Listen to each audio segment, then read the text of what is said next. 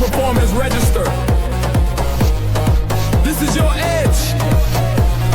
This is your insight. This is NPR. Let's go. Hello everyone and welcome to the NPR Performance Pod 2026. Here we go. Amazing stuff. I brought the energy there. That was great. Okay, so what we want to do is we want to highlight the importance of testing throughout the year, but especially in the beginning of the year, Andrew, because it's super, super important. If you've seen one of our videos and you enjoy it, please click like and subscribe. We have so many viewers and a lot of them aren't subscribed. We see that in the algorithm. So do that. Do that. Amazing. Okay, Andrew, we spoke about health testing. If you haven't seen that video, go and check it out. You will see a link down below somewhere that will click to it. But we spoke about the importance of health testing and how essential it is for people to get out there, do the basic testing so we can spot issues early on and get on top of it. And let's not wait for things to go wrong. And that is a perfect little side quest where we can jump into mobility. Another place where people wait until you are sore or you are stiff or you're in pain, which is also being sore, before you get something tested. So let's dive into mobility testing. Talk about it. Tell us, convince us to go and have mobility tests. Okay, so Brad, I think it's an interesting question. I think mobility is one of those things, even when people are training, say, well, how much movement did you do? How much flexibility did you do? No one does anything. And it's one of those components because it doesn't make you sweat, it doesn't make you feel better, or it does make you feel a lot better, but there's no sort of physical activity to it. And you don't see it happening in a mirror. Exactly, and it doesn't give you some visual stimulus about. You don't see the gains. Yeah, exactly. So I think as an intervention, being flexible and being mobile is not something that a lot of people strive for. Mobility, and you're 100% correct. Like with health, I think it only becomes a real issue when you either get injured or you get to an age, and unfortunately you get to an age where things become really immobile. And that's, I think, a large part of what this testing is about, is to be able to identify areas in your body that require constant work. And that's the other thing about mobility testing, is that any intervention that you have, it's not going to have the same impact as something like strength training or cardiovascular training, because the time period in which to improve is slightly longer. So, if for instance, we realize that you can't lift your leg up onto a table or onto a chair or move or touch your toes, it's not suddenly going to get better within a week or within 2 weeks or 3 weeks, as strength would improve. It's going to take a lot longer than that. So the time periods for things to improve are that much longer. I think those are some of the reasons why mobility per se is not looked at, from a testing perspective. What do we actually mean when we use the term mobility for the layman's? Yeah, so for me, mobility and flexibility are probably a little bit go hand in hand, but not the same thing. No, well, yeah, I suppose I've never really thought about trying to define either of them differently. Sorry about that. But mobility is your ability to move, the ability to do certain things, to do functions. So like things like getting down onto your haunches, touching your toes. You have to be mobile, but you also have to be flexible.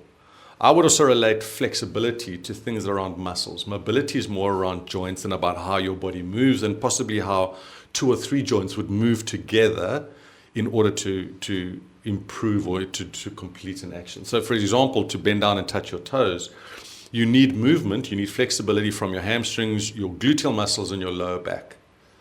But if you're immobile, 1 or 3 of those is not going to work. And that makes you immobile. You understand what I mean? So what you do then is when you can't touch your toes, because one of those 2 or 3 areas is tight, what you then end up doing is you then start losing the ability to dissociate a leg movement from a hip movement, or a hip movement from a lower back movement. If that makes sense. That does make sense. And the idea behind this is that, again, we've spoken about it in other episodes, but we also then look at it and we say, well, what are we going to feel like when we're 40? What are we going to feel like when we're 50, 60, or 70? And one of the biggest concerns that I see happening, especially in and around the people that I'm treating, is that mobility, or the lack of mobility, is one of the biggest indicators of injury as we get older. Yeah. And all of us have got grandparents, and we all see how they walk. And on times, we mock them, and we see how they're putting short strides, little strides together, wide apart. That's a lot about is about mobility. It's about the inability of them to be able to stretch their leg out. And I think as soon as we lose mobility, there are a lot of things that then you have to work a lot harder to overcome, you know. So things like getting down onto the floor, putting something in a cupboard, those type of things, all of those require a certain amount of mobility. And while we're our ages, it's not a problem, although at my age you start to feel uncomfortable. You can feel, oh, that's a bit tighter, I can't do that, I can't lift my hand up, oh, I can't do this, you know, I can't put my hand in a jacket anymore.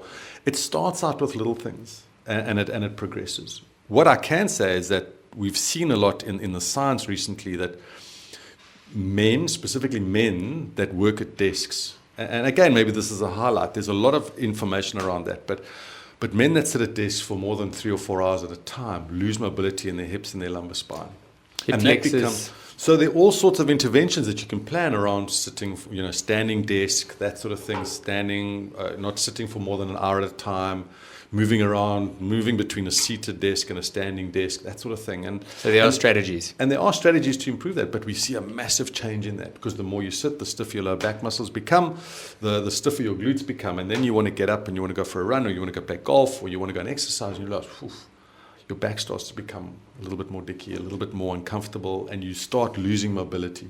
And then injuries happen. Yeah, and then injuries happen. Yeah. A lot of, in my head, where we are today in 2026, with the mobile phones, with gaming, whenever we chat, you always talk about how kids aren't playing outside as much as they used to. Does that all lend to the fact that we are becoming less mobile and we're on a bit of a downhill trend? Yeah, I think there are two things. I think one is that there's less play. So even if we look at young kids play less. There's less free play. You know, you're going to have a look at schools. At junior school, a lot of kids will throw a ball around or chuck a wheel or chuck sticks or stones or whatever.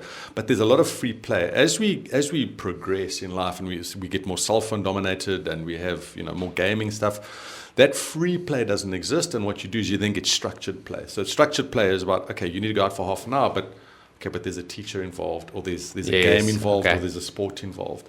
And the interesting thing is, genetically, boys and girls up until about 4 years of age have the same flexibility, they have the same mobility. And then depending on what sports you play or what you choose to do from there, and historically women have chosen those activities that require more movement, more mobility, more flexibility, which is generally the yogas, the Pilates. Historically, which is why a 20-year-old girl happens to be a little bit more flexible and more mobile than a 20-year-old man. And so we see, so to come back to your point, we see that those changes start very early. And as they start early, then they start to disparage. And it starts to, yes, it is cell phones because we sit more. We slouch more. Our posture is different. Whereas, you know, when I was growing up, I rode my bike to the club, I rode to sport, you know, I walked a lot of places. Whereas nowadays, kids don't do that. So that mobility that I gain from walking or cycling, I don't get that because people are driven right through there. And I understand there are lots of reasons for that. It's not only because we want convenience. There are a whole lot of other reasons for it. But yeah, it all plays an impact into how mobile we can be. Where do we see the most issues? So for someone who's sitting watching this and they go like, my shoulders are a bit tight or my hips are a bit sore, where would you pinpoint the biggest problems for most people? Lower back. Lower back. I think lower back. And you see, I talk about a lower back because if we sit for long periods of time, your back gets sore. If you move incorrectly, generally your lower back is going to be the thing that's going to give in before your glutes or your hamstrings or another part of your body. So, and also lower back is then also related to your core or abdominal strength. And there's a lot of stuff. Because people aren't as active, one of the things that happens is that your abdominal strength then decreases. And if your abdominal strength decreases, those muscles then help stabilize your spine, then get weaker, which then predisposes your back to getting stiffer and tighter and injured. Okay, so if someone goes and does mobility testing, where can they do it and what tests will they be doing, just so we don't scare them off so that they actually go and do it? Guys, go do testing. It's so important, please. You know, historically, I mean, the sit and reach is one of those, you know, and I'm sure everyone that's been to school in the last 30 years has at some stage done a sit and reach test. And that's a good indicator of lower back and hamstring flexibility. And it's a very general, a very sort of a gross measure. But, you know, if you can get to the line, so in other words, if in a sit and reach box with your legs straight, you can get to 0, which is where your toes and your fingers would meet. Past your toes, yeah. I think you'd be good. But I would be very surprised if more than 10% of the population that are watching this can actually get to that point. Crazy. So find a personal trainer or a fitness instructor or a physiotherapist or a biokineticist and do it.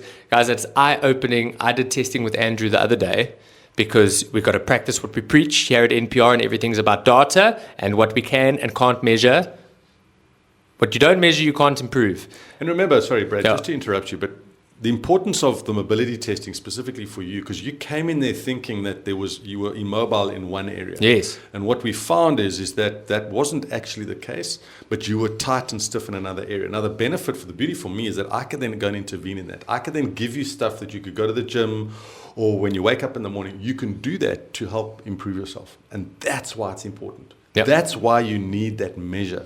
And for a lot of the people watching this, whether you be gym rats or ETA students, my shoulders were incredibly stiff and tight, and I didn't think that would be the case. It was my internal rotation was way worse than my external rotation, and that was really bad. And you were pointing out that a lot of just blindly exercising in the gym and not taking it into account will just make it worse until I get injured. Yeah. Which is bad. Okay, Andrew, wrap this up. Well, just get tested. Simple and easy. Guys, just go out there and get tested. You do it. Go get tested. All right, Andrew, chat soon. Thanks, Brad.